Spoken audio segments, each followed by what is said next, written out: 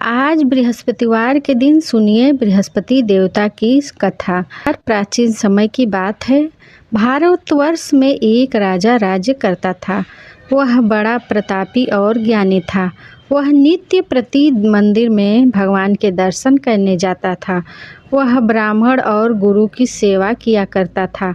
उसके द्वार से कोई भी याचक निराश होकर नहीं लौटाता। वह प्रत्येक गुरुवार को व्रत रखता और पूजन करता था। हर दिन गरीबों की सहायता करता था, परंतु यह सब बातें उसकी रानी को अच्छी नहीं लगती थी। वह ना तो व्रत करती, ना ही किसी को एक भी पैसा दान में देती थी और राजा से भी ऐसा करने को मना किया करती थी। एक समय की बात है कि राजा शिकार खेलने वन को चले गए। घर पर रानी और दासी थी। उसी समय गुरु बृहस्पति साधु का रूप धारण करके राजा के दरवाजे पर भिक्षा मांगने गए। साधु ने रानी से भिक्षा मांगी तो वह कहने लगी, हे साधु महाराज, मैं इस दान और पुण्य से तंग आ गई हूँ। इस कार्य के लिए तो मेरे पतिदेव ही बहुत हैं। अब आप ऐसी कृपा करें कि हमारा सारा धन नष्ट हो जाए और मैं आराम से रह सकूं। साधु रूपी बृहस्पति देव ने कहा, हे देवी, तुम बड़ी विचित्र हो। संतान और धन से कोई दुखी नहीं होता, इसको तो सभी चाहते हैं। पापी भी पुत्र और धन की इच्छा करता है। अगर तुम्हारे पास धन अधिक है तो भूखे मनुष्यों को भोजन कराओ, प्याऊ लगवाओ, ब्राह्मणों को दान दो, धर्मशालाएं बनवाओ, कुआं, तालाब, बावड़ी, बाग बगीचे आदि का निर्माण कराओ तथा निर्धनों की कुंवारी कन्याओं का विवाह कराओ और यज्ञादि करो। इस प्रकार के कर्मों से आपके कुल का और आपका नाम परलोक में सार्थक होगा और स्वर्ग की प्राप्ति होगी। किंतु रानी साधु की इन बातों से खुश नहीं हुई। उसने कहा, हे साधु महाराज, मुझे ऐसे धन की बिल्कुल आवश्यकता नहीं जिसको मैं अन्य लोगों को दान दूं या जिसको रखने और संभालने में ही मेरा सारा समय नष्ट हो जाए। तब साधु ने कहा, हे देवी, अगर तुम्हारी ऐसी ही इच्छा है तो जैसा मैं तुम्हें बताता हूँ वैसा ही करना। बृहस्पतिवार के दिन घर को गोबर से लिपना, अपने केशों को पीली मिट्टी से धोना, राजा से कहना वह दाढ़ी कटवाए, भोजन में मांस मदिरा खाना, कपड़ा धोबी के यहाँ धुलने देना। इस प्रकार 7 बृहस्पतिवार करने से तुम्हारा सब धन नष्ट हो जाएगा। ऐसा कहकर साधु महाराज रूपी बृहस्पति देव अंतर्ध्यान हो गए। रानी ने साधु के कहे अनुसार 7 बृहस्पतिवार तक वैसा ही करने का विचार किया। साधु के बताए अनुसार कार्य करते हुए केवल 3 बृहस्पतिवार ही बीते थे कि उसकी समस्त धन संपत्ति नष्ट हो गई। भोजन के लिए दोनों समय परिवार तरसने लगा तथा सांसारिक भोगों से दुखी रहने लगा। तब वह राजा रानी से कहने लगा, हे रानी, तुम यहाँ पर रहो, मैं दूसरे देश को जाता हूँ, क्योंकि यहाँ पर मुझे सभी मनुष्य जानते हैं, इसलिए मैं यहाँ कोई काम नहीं कर सकता। मैं परदेश जा रहा हूँ, वहाँ कोई काम धंधा करूँगा, शायद हमारा भाग्य बदल जाए। ऐसा कहकर राजा परदेश चला गया। वह वहाँ जंगल से लकड़ी काट कर लाता और शहर में बेचता। इस तरह जीवन व्यतीत करने लगा। इधर राजा के बिना रानी और दासियां दुखी रहने लगी। किसी दिन भोजन मिलता और किसी दिन जल पीकर ही रह जाती। एक बार रानी और दासियों को 7 दिन तक बिना भोजन के रहना पड़ा। तो रानी ने अपनी दासी से कहा, हे दासी, यहाँ पास ही की नगर में मेरी बहन रहती है। वह बड़ी धनवान है। तू उसके पास जा और वहाँ से 5 सेर बेझर मांग ले आ, जिससे कुछ समय के लिए गुजर हो जाए। दासी रानी की बहन के पास गई। रानी की बहन उस समय पूजा कर रही थी। दासी ने रानी की बहन से कहा, हे रानी, मुझे आपकी बहन ने भेजा है, मुझे 5 सेर बेझर दे दो। दासी ने यह बात अनेक बार कही, परंतु रानी की बहन ने कोई उत्तर नहीं दिया। क्योंकि वह उस समय बृहस्पतिवार की कथा सुन रही थी। जब दासी को रानी की बहन से कोई उत्तर नहीं मिला तो वह बहुत दुखी हुई। उसे क्रोध भी आया। वह लौटकर रानी से बोली, हे रानी, तुम्हारी बहन तो बहुत ही घमंडी है। वह तो छोटे लोगों के बात भी नहीं करती। मैंने उससे बहुत बार कहा, लेकिन उसने कोई उत्तर नहीं दिया। मैं वापस चली आई। रानी बोली, हे दासी, इसमें उसका कोई दोष नहीं। जब बुरे दिन आते हैं तब कोई सहारा नहीं देता। अच्छे बुरे का पता विपत्ति में ही चलता है। अब तो जो ईश्वर की इच्छा होगी वही होगा। यह सब हमारे भाग्य का दोष है। उधर रानी की बहन ने सोचा कि मेरी बहन की दासी आई थी, परंतु मैं उससे नहीं बोली। इससे वह बहुत दुखी हुई होगी। अतः कथा सुनकर और विष्णु भगवान का पूजन समाप्त कर वह अपनी बहन के घर आई और कहने लगी, हे बहन, मैं बृहस्पतिवार का व्रत कर रही थी।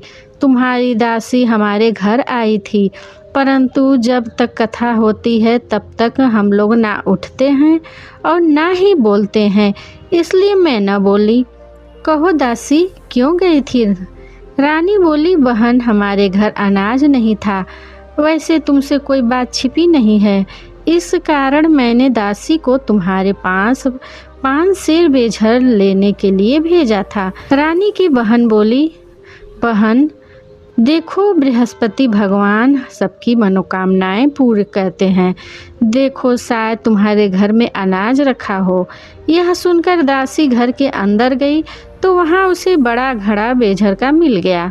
उसे बड़ी हैरानी हुई, क्योंकि उसने एक एक बर्तन देख लिया था। उसने बाहर आकर रानी को बताया। दासी अपनी रानी से कहने लगी, हे रानी, देखो, वैसे हमको जब अन्न नहीं मिलता तब हम रोज व्रत ही तो करते हैं। अगर इनसे व्रत की विधि और कथा पूछ ली जाए तो उसे हम भी किया करेंगे। दासी के कहने पर रानी ने अपनी बहन से बृहस्पतिवार व्रत के बारे में पूछा। उसकी बहन ने बताया, हे रानी, बहन, बृहस्पतिवार को सूर्योदय से पहले उठकर स्नान करके बृहस्पतिवार का व्रत करना चाहिए, लेकिन उस दिन से नहीं धोना चाहिए। बृहस्पतिवार के व्रत में चने की दाल और मुनक्का से विष्णु भगवान का केले के वृक्ष की जड़ में पूजन करें तथा दीपक जलावें। उस दिन एक ही समय भोजन करें। भोजन पीले खाद्य पदार्थ का करें और कथा सुनें। इस प्रकार करने से गुरु बृहस्पतिवार भगवान प्रसन्न होंगे, अन्न पुत्र धन देंगे, मनोकामना पूर्ण करेंगे। व्रत और पूजन की विधि बताकर रानी की बहन अपने घर लौट गई। रानी और दासी दोनों ने निश्चय किया कि बृहस्पति देव भगवान का पूजन जरूर करेंगे। 7 दिन बाद जब बृहस्पतिवार आया तो उन्होंने व्रत रखा। घुड़साल में जाकर चना और गुड़ बीन लाई तथा उसकी दाल से केले की जड़ तथा विष्णु भगवान का पूजन किया। अब पीला भोजन कहाँ से आए? दोनों बड़ी दुखी हुई, परंतु उन्होंने व्रत किया था, इस कारण बृहस्पति देव भगवान प्रसन्न थे। एक साधारण व्यक्ति के रूप में वे 2 थालों में सुंदर पीला भोजन लेकर आए और दासी को देकर बोले, हे दासी, यह भोजन तुम्हारे और रानी के लिए है, तुम दोनों कर लेना। दासी भोजन पाकर बहुत प्रसन्न हुई और रानी से बोली, रानी जी, भोजन कर लो। रानी को भोजन आने के बारे में कुछ नहीं पता था, इसलिए वह दासी से बोली, जाओ, तू ही भोजन कर, क्यों तू व्यर्थ में हमारी हंसी उड़ाती है। तब दासी बोली, रानी, एक व्यक्ति भोजन दे गया है। तब रानी कहने लगी, वो भोजन तेरे लिए ही देकर गया है, तू ही भोजन कर। दासी ने कहा, वह व्यक्ति हम दोनों के लिए 2 थालों में भोजन देकर गया है, इसलिए मैं और आप दोनों ही साथ साथ भोजन करेंगे। फिर दोनों ने गुरु भगवान को नमस्कार कर भोजन किया। उसके बाद से वे प्रत्येक बृहस्पतिवार को गुरु भगवान का व्रत और पूजन करने लगी। बृहस्पति भगवान की कृपा से उनके पास धन हो गया, परंतु रानी फिर पहले की तरह ही आलस्य करने लगी। तब दासी बोली, देखो रानी, तुम पहले भी इसी प्रकार आलस्य करती थी। तुम्हें धन रखने में कष्ट होता था, इस कारण सभी धन नष्ट हो गया। अब गुरु भगवान की कृपा से धन मिला है, तुम्हें फिर आलस होता है। बड़ी मुसीबतों के बाद हमने यह धन पाया है, इसलिए हमें दान पुण्य करना चाहिए। तुम भूखे मनुष्य को भोजन कराओ, प्याऊ लगवाओ, ब्राह्मणों को दान दो, कुआं, तालाब, बावड़ी आदि का निर्माण कराओ, मंदिर पाठशाला बनवाकर दान दो, कुंवारी कन्याओं का विवाह करवाओ। धन को शुभ कार्य में खर्च करो, जिससे तुम्हारे कुल का यश बढ़े और स्वर्ग प्राप्त हो और पितर भी प्रसन्न हो। दासी की बात मानकर रानी ने इसी प्रकार के कर्म करने प्रारंभ कर दिए, जिससे उनका काफ़ी यश फैलने लगा। एक दिन रानी और दासी आपस में विचार करने लगी कि न जाने राजा किस दशा में होंगे, उनकी कोई खोज खबर नहीं है। उन्होंने बृहस्पति देव से प्रार्थना की और तब भगवान ने रात्रि में राजा को स्वप्न में कहा, हे राजा उठ, तेरी रानी तुझको याद करती है, अब अपने देश को वापस लौट जा। राजा प्रातःकाल उठकर जंगल से लकड़ियां काटकर लाने के लिए जंगल की ओर चल पड़ा। जंगल से गुजरते हुए वह सोचने लगा, रानी की गलती से उसे कितने दुख भोगने पड़े। राजपाट छोड़कर उसे जंगल में आकर रहना पड़ा। जंगल से लकड़ियां काटकर उन्हें बेचना, गुजारा करना पड़ा। उसी समय उस जंगल में बृहस्पति देव एक साधु का रूप धारण करके आए और राजा के पास आकर बोले, हे लकड़हारे, तुम इस सुनसान जंगल में किस चिंता में बैठे हो, मुझे बतलाओ। यह सुनकर राजा की आंखों में आंसू भर आए और साधु की वंदना करके बोला, हे प्रभु, आप सब कुछ जानने वाले हैं। ऐसा कहकर राजा ने साधु को अपनी संपूर्ण कथा सुना दी। महात्मा दयालु होते हैं। वे राजा से बोले, हे राजा, तुम्हारी पत्नी ने बृहस्पति देव के प्रति अपराध किया था, जिसके कारण तुम्हारी यह दशा हुई। अब तुम किसी प्रकार की चिंता मत करो, भगवान तुम्हें पहले से अधिक धन देंगे। देखो, तुम्हारी पत्नी ने बृहस्पतिवार का व्रत करना प्रारंभ कर दिया है। अब तुम भी बृहस्पतिवार का व्रत करके चने की दाल और गुड़ जल के लोटे में डालकर केले का पूजन करो। फिर कथा कहो या सुनो, भगवान तुम्हारी सब मनोकामनाओं को पूर्ण करेंगे। साधु को प्रसन्न देखकर राजा बोला, हे प्रभु, मुझे लकड़ी बेचकर इतना पैसा नहीं मिलता जिससे भोजन करने के उपरांत कुछ बचा सकूं, और मैंने रात्रि में अपनी रानी को व्याकुल देखा है। मेरे पास कोई साधन नहीं जिसे समाचार जान सकूं। फिर मैं बृहस्पति देव की क्या कहानी कहूँ, मुझे तो कुछ भी नहीं मालूम। साधु ने कहा, हे राजा, तुम किसी बात की चिंता मत करो। बृहस्पतिवार के दिन तुम रोजाना की तरह लकड़ियाँ लेकर शहर में जाओ। तुम रोज से 2 गुना धन प्राप्त होगा, जिससे तुम्हें भली भांति भोजन कर लोगे और बृहस्पति देव की पूजा का सामान भी आ जाएगा। बृहस्पतिवार की कथा इस प्रकार है। प्राचीन काल में एक बहुत ही निर्धन ब्राह्मण था। उसकी कोई संतान नहीं थी। वह नित्य पूजा पाठ करता, परंतु उसकी पत्नी बहुत मलिनता के साथ रहती थी। वह ना तो स्नान करती और ना किसी देवता का पूजन करती थी। प्रातःकाल उठते ही सबसे पहले भोजन करती, बाद में कोई अन्य कार्य करती। ब्राह्मण देवता बहुत दुखी रहते थे। पत्नी को बहुत समझाते, किंतु कोई परिणाम नहीं निकलता। भगवान की कृपा से ब्राह्मण की पत्नी के कन्या उत्पन्न हुई। वह कन्या अपने पिता के घर में बड़ी होने लगी। वह बालिका प्रातः स्नान करके भगवान विष्णु का जप करती। वह बचपन से ही बृहस्पतिवार का व्रत भी करने लगी।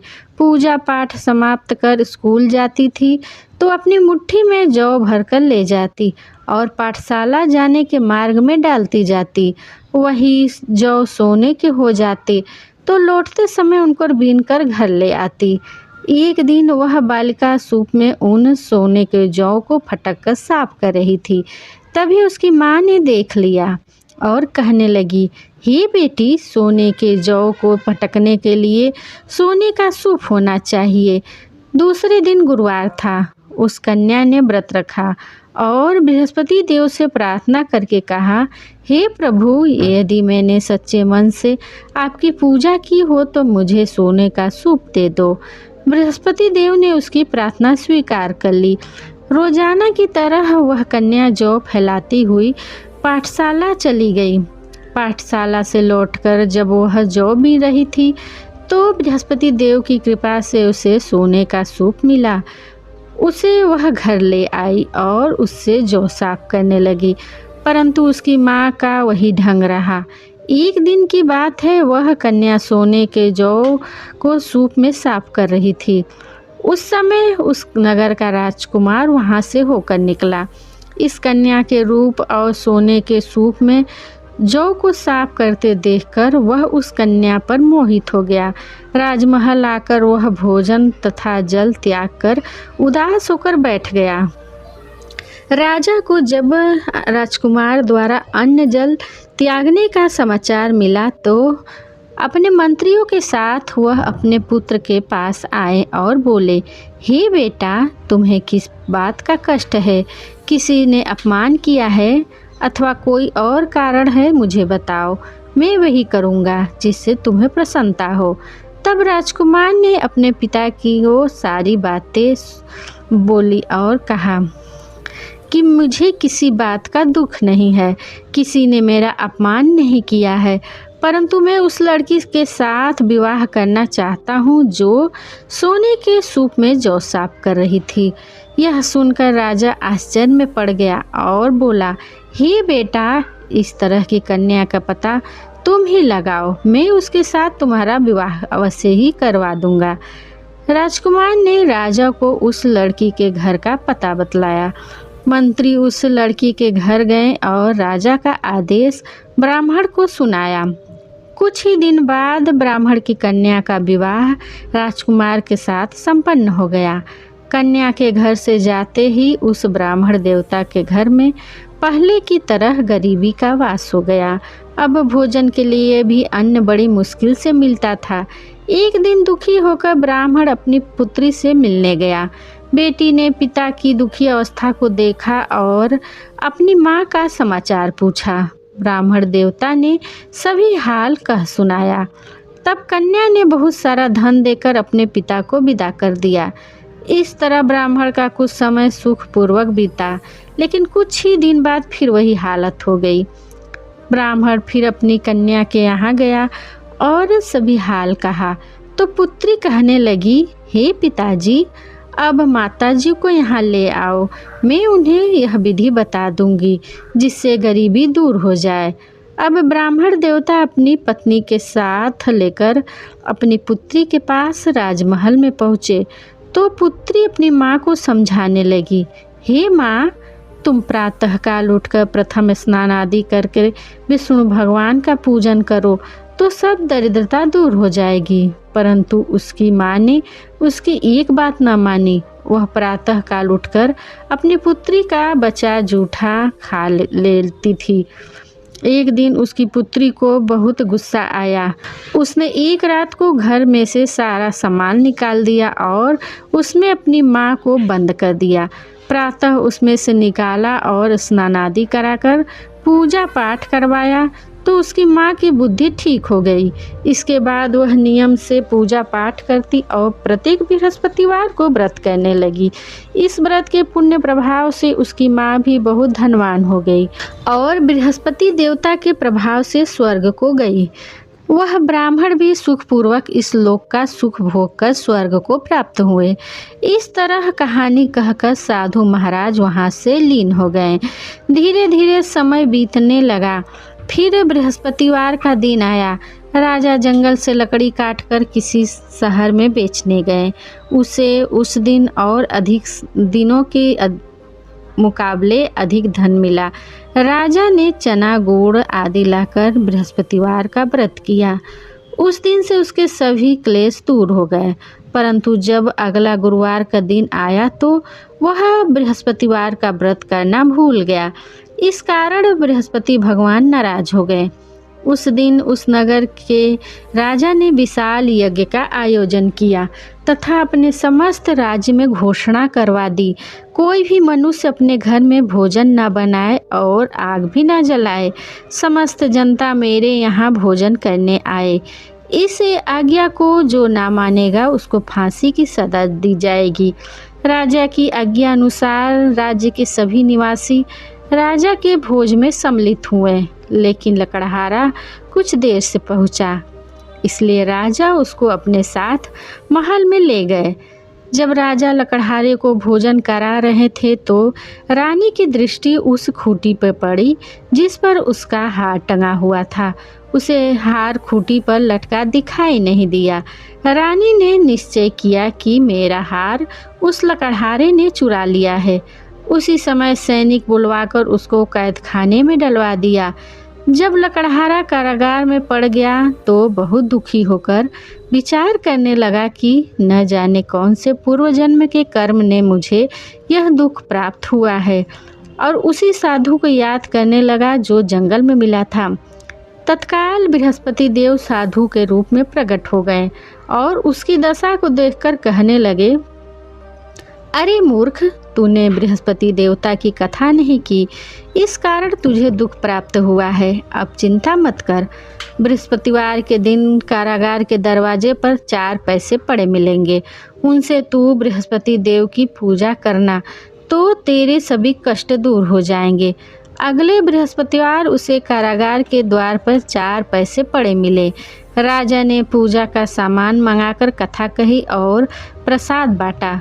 उसी रात्रि को बृहस्पति देव ने उस नगर के राजा को स्वप्न में कहा, हे राजा, तूने जिस आदमी को कारागार में बंद करा दिया वह निर्दोष है, वह राजा है, उसे छोड़ देना। रानी का हार उसी खूंटी पर टंगा हुआ है। अगर तू ऐसा नहीं करेगा तो मैं तेरे राज्य को नष्ट कर दूंगा। राजा प्रातःकाल उठा और खूंटी पर हार टंगा देखकर लकड़हारे को बुलाकर क्षमा मांगी तथा राजा के योग्य सुंदर वस्त्र आभूषण भेंट कर उसे विदा किया। गुरुदेव की आज्ञा अनुसार राजा अब अपने नगर को चल दिया। राजा जब नगर के निकट पहुंचा तो उसे बड़ा आश्चर्य हुआ। नगर में पहले से अधिक बाग, तालाब और कुएं तथा बहुत सी धर्मशालाएं, मंदिर आदि बने हुए थे। राजा ने पूछा कि यह किसका बाग है और धर्मशाला है। तब नगर के सब लोग कहने लगे, यह सब रानी और दासी द्वारा बनवाए गए हैं। राजा को आश्चर्य हुआ और गुस्सा भी आया। जब रानी ने खबर सुनी कि राजा आ रहे हैं तो उसने अपनी दासी से कहा कि हे दासी, देख, राजा हमको कितनी बुरी हालत में छोड़ गए थे। वह हमारी ऐसी हालत देखकर लौट न जाएं, इसलिए तू दरवाजे पे खड़ी हो जा। रानी की आज्ञा अनुसार दासी दरवाजे पर खड़ी हो गई। जब राजा आए तो उन्हें अपने साथ महल में लिवा लाई। तब राजा ने क्रोध करके अपनी तलवार निकाली और पूछने लगा, बताओ यह धन तुम्हें कैसे प्राप्त हुआ है। तब रानी ने बताया, हमें यह सब धन बृहस्पति देव के व्रत के प्रभाव से प्राप्त हुआ है। राजा ने तब निश्चय किया कि 7 रोज बाद तो सभी बृहस्पति देव का पूजन करते हैं, परंतु मैं रोजाना दिन में 3 बार कथा कहा करूँगा तथा रोज व्रत किया करूँगा। अब हर समय राजा के दुपट्टे में चने की दाल बंधी रहती तथा दिन में 3 बार वह कथा कहता। एक दिन राजा ने विचार किया कि चलो अपनी बहन के यहाँ हो आए। इस तरह का निश्चय कर राजा घोड़े पर सवार होकर अपनी बहन के यहाँ चल पड़ा। रास्ते में उसने देखा कि कुछ आदमी एक मुर्दे को लिए जा रहे हैं। उन्हें रोककर राजा कहने लगा, अरे भाइयों, मेरी बृहस्पतिवार की कथा सुन लो।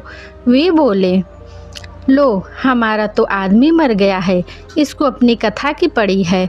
परंतु कुछ आदमी बोले, अच्छा कहो, हम तुम्हारी कथा भी सुनेंगे। राजा ने दाल निकाली और कथा कहनी शुरू कर दी। जब कथा आधी हुई तो वह मुर्दा हिलने लगा और जब कथा समाप्त हुई तो राम राम करके वह मनुष्य खड़ा हो गया। राजा आगे बढ़ा, उसे चलते चलते शाम हो गई। आगे मार्ग में उसे किसान खेत में हल चलाता मिला। राजा उससे बोला, अरे भैया, तुम मेरी बृहस्पतिवार की कथा सुन लो। किसान बोला, जब तक मैं तेरी कथा सुनूंगा तब तक 4 हरया जोत लूँगा। जा अपनी कथा किसी और को सुनाना। राजा आगे चलने लगा। राजा के हटते ही बैल पछाड़ खाकर गिर गए तथा किसान के पेट में बहुत जोर से दर्द होने लगा। उसी समय किसान की माँ रोटी लेकर आई। उसने जब यह देखा तो अपने पुत्र से सब हाल पूछा। बेटे ने सभी हाल बता दिया। बुढ़िया दौड़ी दौड़ी उस घुड़सवार के पास गई और उससे बोली, मैं तेरी कथा सुनूंगी, तू अपनी कथा मेरे खेत पर ही चलकर कहना। राजा ने लौटकर बुढ़िया के खेत पर जाकर कथा कही, जिसके सुनते ही बैल खड़े हो गए और किसान के पेट का दर्द भी बंद हो गया। अब राजा अपनी बहन के घर पहुंच गया। बहन ने भाई की खूब मेहमानी की। दूसरे दिन प्रातःकाल राजा जगा तो देखने लगा कि सब लोग भोजन कर रहे हैं। राजा ने अपनी बहन से पूछा कि ऐसा कोई मनुष्य है जिसने भोजन न किया हो, जो मेरी बृहस्पतिवार की कथा सुन ले। तो बहन बोली, हे भैया, यह देश ऐसा ही है। पहले यहाँ के लोग भोजन करते हैं, बाद में अन्य कोई काम करते हैं। अगर पड़ोस में कोई हो तो देखकर आती हूँ। ऐसा कहकर बहन देखने चली गई, परंतु उसे कोई ऐसा मनुष्य नहीं मिला जिसने भोजन न किया हो। फिर वह एक कुम्हार के घर गई, जिसका लड़का बीमार था। उसे पता चला कि उसके यहाँ 3 दिन से किसी ने भोजन नहीं किया है। रानी ने अपने भाई की कथा सुनने के लिए कुम्हार से कहा, तो वह तैयार हो गया। तब राजा ने जाकर बृहस्पतिवार की कथा कही, जिसको सुनकर उसका लड़का ठीक हो गया। अब तो राजा की प्रशंसा होने लगी। एक दिन राजा ने अपनी बहन से कहा, हे बहन, अब मैं अपने घर जाऊंगा, तुम भी तैयार हो जाओ। राजा की बहन ने अपनी सास से अपने भाई के साथ जाने की आज्ञा मांगी, तो सास बोली, चली जा, परंतु अपने लड़कों को मत ले जाना, क्योंकि तेरे भाई की कोई संतान नहीं है। बहन ने अपने भाई से कहा, हे भाई, मैं तो चलूँगी, परंतु कोई बालक नहीं जाएगा। राजा ने कहा, जब कोई बालक नहीं चलेगा तब तुम भी जाकर क्या करोगी। फिर दुखी मन से राजा अपने नगर को लौट आया। राजा ने अपनी पत्नी से कहा, हम निसंतान हैं, इसलिए हमारे घर आना कोई पसंद नहीं करता। हम निर्वंशी राजा हैं। ऐसा कहकर वह बिना भोजन आदि किए साया पर लेट गया।